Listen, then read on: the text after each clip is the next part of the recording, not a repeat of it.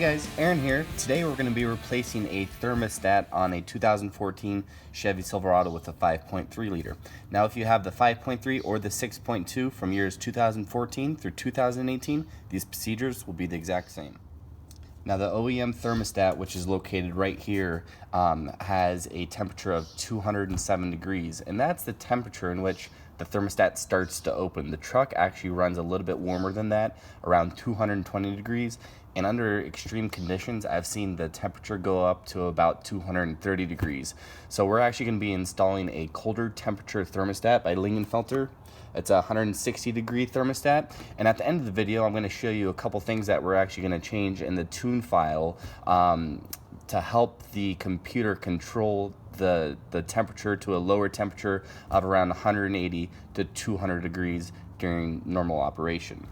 Now it's important to note that the electronic fans are actually controlled by the PCM and they're pulse width modulated, and the computer controls how much power goes to those fans dependent on what temperature the engine is currently at. We're going to alter those numbers to get a little bit better of a cooling effect so we don't reach that 220 degree mark. So before we begin installing this thermostat, let's go ahead and go over the tools we're going to need to get the job done. Alright, so we're going to need a 10mm socket, an 8mm or 5/16 socket, a 1/2 inch ratchet, a 3/8 ratchet. We're going to need about 2 gallons, actually about 1.5 gallons of antifreeze, Dexcool antifreeze, and then we're going to need our new thermostat as well. I'll go ahead and post a link in the description of where you can purchase this part. Now the first thing that we need to do is to remove the negative battery cable off the battery. This truck is equipped with an auto start feature. We don't want this truck accidentally starting or somebody getting in it and turning on the ignition. So with a 10mm socket, go ahead and loosen up the terminal. Just swing it to the side. And after that's complete, next thing we need to do is drain the coolant. Go ahead and remove the cap off of your reservoir. And then we're going to go ahead and loosen the petcock on the bottom of the radiator. It's on the passenger side, just below the lower coolant hose. And to loosen that up, all we need to do is turn it. You don't need any tools. It has 2 little wings, and you can simply turn it. It's hard to see from this angle, but once you loosen it up, you'll start to see coolant coming down.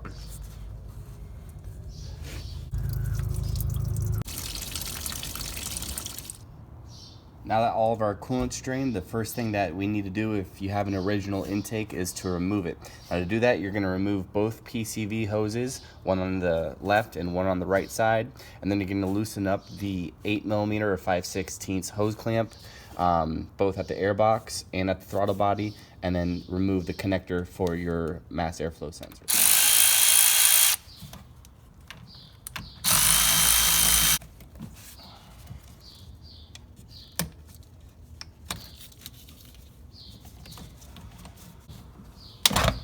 Now that our intake's out of the way, we have pretty good access to our thermostat right here. It's not necessary to remove both of these hoses, but I'm going to do that just for demonstration purposes, give you a little bit better idea of what's going on. With these spring tightened hose clamps, what you can do is take a little WD-40 or penetrating lube, and that's just going to help remove those and make them getting off a whole lot easier.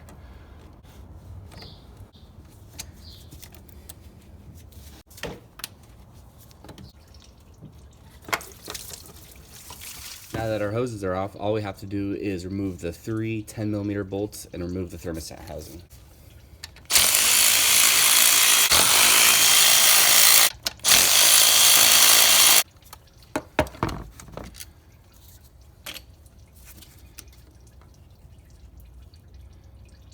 There it is. So now that we have the thermostat and housing out of the vehicle, it's time to swap thermostats. So when you buy the lower temperature thermostat, it's going to look like this, and this actually sits right inside here. So what we need to do is we need to move this top piece and the spring to gain access and to remove the thermostat. Now to do that, what we need to do is push down and turn this little piece until it clears these little plastic tangs, and we can remove that there. Remove the OEM thermostat, install the new thermostat. Then we can install our old spring and put this top piece back on. We have to compress it and turn it. So now that we have the thermostat and housing out of the vehicle, it's time to swap thermostats. So when you buy the lower temperature thermostat, it's going to look like this, and this actually sits right inside here. So what we need to do is we need to move this top piece and the spring to gain access and to remove the thermostat. Now to do that, what we need to do is push down and turn this little piece until it clears these little plastic tangs, and we can remove that there. Remove the OEM thermostat, install the new thermostat, and we can install our old spring and put this top piece back on. We have to compress it and turn it into the housing.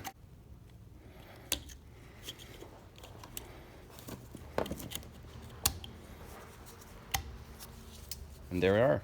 Now our new thermostat's ready for install. Don't forget to place this O-ring right here. I'll go ahead and include a link in the description of the part number and where you can purchase this housing O-ring at.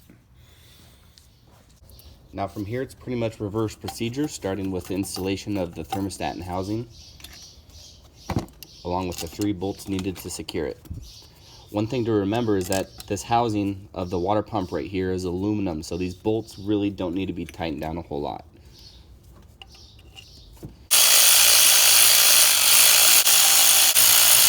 Now we can install our old hoses.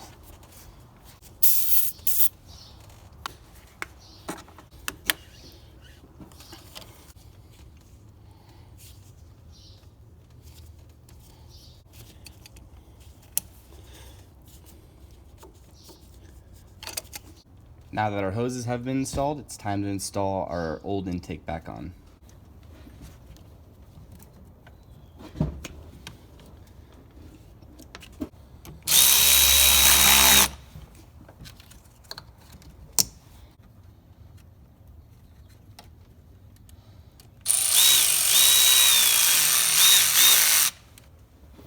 Now that everything's put back together, we can go ahead and put our negative terminal back onto our battery. After that, we can go ahead and close off and tighten the petcock on the bottom of the radiator and add our coolant.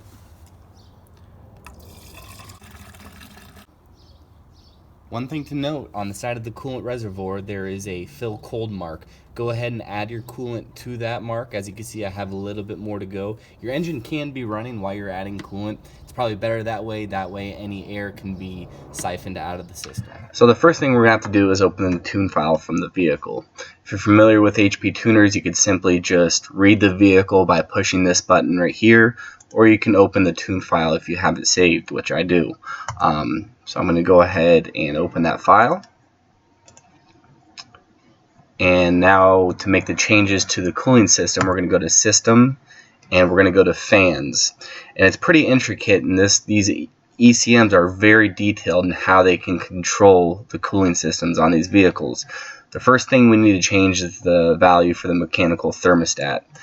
We installed a 160-degree thermostat, and we need to change that. Next, we can control the fans and at what temperature they turn on and how much they turn on. That's going to be controlled by percentage desired. And if we open up this table here, we can actually see at what temperatures, at what percentages the fans are on.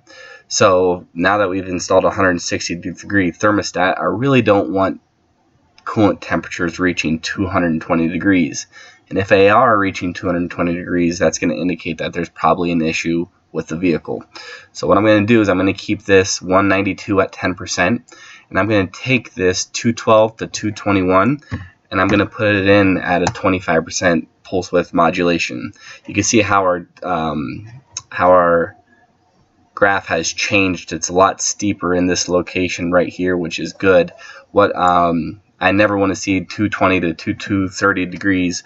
I'm going to go ahead and change that to 50%, and then I'm going to put 231 through 239 to 75%, and then 240 through 255 at 90%. You never want to have these fans on at 100%. These fans will draw a lot of amps, and I've seen actually where people have changed the entire map to 90% and have melted connectors and wiring because these fans are so powerful. So I'm going to go ahead and just kind of revert back to what I had, and you can mess around with this. You don't have to do exactly what I do. This is just normally what I run on the vehicles that I tune, just to ensure that we have better, more efficient fans to cool off the coolant. So after we've made those changes, there's one more table that we need to change, and that's our desired ECT. This is the temperature in which the PCM wants to see the coolant at, kind of like the happy point. 221 degrees is going to be a lot more than what we're actually going to be running. General rule of thumb is that you want to set this table to about 20 degrees more, maybe even 30 degrees more than the actual thermostat and what it's rated at. I'm going to go ahead and put 190 degrees and run that there. Now the PCM is also going to be manipulating the table that we just changed to run to achieve that happy value that we set at. So you definitely don't want to take these values and put them less than the mechanical thermostat. That's going to probably cause some issues as far as fan control. So if your mechanical thermostat is 180 degrees, 170 degrees, definitely run it about 20 degrees higher than what that is at. So that's pretty much it for changing our tune file for our new thermostat. After you're done, you can go ahead and write the vehicle, which is right there. Just put write and then write the vehicle right there. I don't have anything plugged in right now, so I'm probably going to do this at a later time, but that's what's needed. So once you can go ahead and write that vehicle, and the last thing that's left is just to test drive it to see and monitor for leaks and for what your temperature is at. Alright, so just got done with a couple mile test drive, and it seems to be running a lot cooler around 190 degrees. So hope this video has helped you out. If you guys have any questions or comments, feel free to leave something in the comment section. Also check out the links below for any parts that you guys may need while doing this job. See you guys next time, and thanks again.